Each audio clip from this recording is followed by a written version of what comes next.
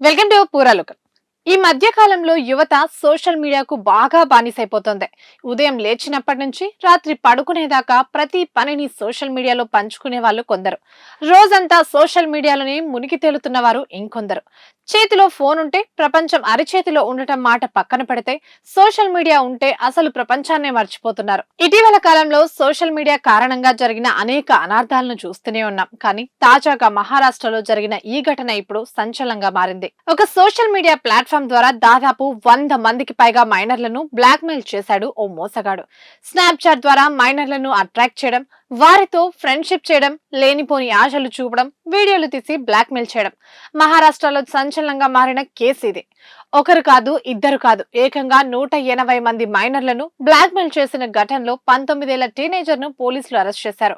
మహారాష్ట్రలోని అమరావతిలో మొహమ్మద్ అయాజ్ అలియాస్ తన్వీర్ అనే యువకుడిని పోలీసులు అరెస్ట్ చేశారు.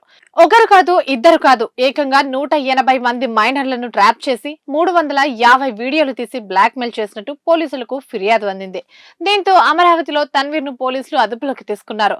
పరాట్వాడ సిటీకి చెందిన తన్వీర్ ముంబై, పూణేకు చెందిన మైనర్లను లవ్ ట్రాప్ చేసి అసభ్యకరమైన వీడియోలు తీసినట్టు ఫిర్యాదులో పేర్కొన్నారు. మొదట్లో పరిచయం చేసుకుని లవ్ చేస్తున్నట్టు నటించడం తన్వీర్ స్పెషల్ టాలెంట్. అలా లవ్ ట్రాప్ లో పడేసి మైనర్లు వీడియోలు తీసి బ్లాక్మెయిల్ చేస్తుంటాడు.